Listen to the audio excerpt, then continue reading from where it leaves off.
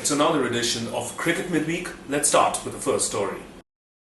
Now, as they have done so often in the past, the Australians chose their next Test captain with a long-term view in mind. Michael Clarke was injured, probably not going to be playing Test cricket for a while now. He's himself gone and said that he might never play for Australia again. So they needed a new captain. Brad Haddin was the vice-captain. Logical choice to become the next Test captain in Clarke's absence. But what did the Australians do? They went with Steve Smith.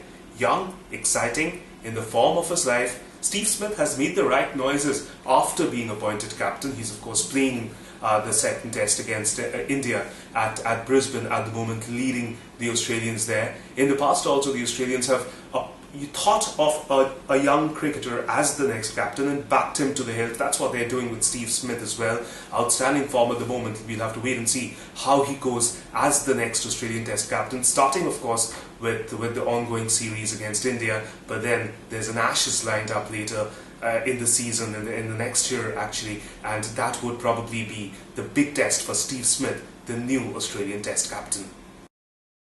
Now, the West Indians are in South Africa. Their Test series starts today, but the effects of the tour of India earlier in the year, which the West Indians walked out of, are still being felt. A task force was put together by the West Indies Cricket Board, and it included, among others, Wesley Hall, Reverend Wesley Hall, and that task force has come out and wrapped the West Indies Cricket Board, the players, as well as the players' representatives. That's the WIPA, led by Wavell Hines. It's wrapped them on the knuckle, saying that they all had a role to play in the most unsavoury situation that cropped up during that series. Of course, we haven't yet heard the latest on the compensation demand by the BCCI, but what's happened out there is that the task force has put in 8 recommendations. Among them, details of how soon before a tour the contracts should be readied. That's the onus is on the West Indies Cricket Board, of course, and also on the players in the sense that they have to sign the contracts and return it to the West Indies Cricket Board well in time before the tour starts. That's just one of the recommendations. Psychologists travelling with the players on tour being another one. 8 of them, all to try and ensure that such a situation never arises again, and the very complicated situation that the West Indies players find themselves in. Now, that sort of thing never happens again, for the betterment, good health of West Indies cricket in the future. Now, this was probably bound to happen when the auctions prior to the 2014 edition of the IPL took place. We got the sense that the franchises were being more judicious with the way they spend their money. Now, they have all taken advantage of the new rules which allows them to release players after just one season, and as a result what we've seen is more than 50 players, foreign and local, being released prior to the 2015 edition. 123 players retained, yes, of course, but Delhi Daredevils among the ones to almost refresh their squad. They've let go of 13 players. Sunrisers Hyderabad have let go of 11 players. Chennai Super Kings among the teams that appear a bit resistant to change, but Delhi Daredevils have let go of Kevin Peterson among others, and among the other big players to go, Yuvraj Singh released, Mudai Muralidharan and a couple of others of course were probably expected.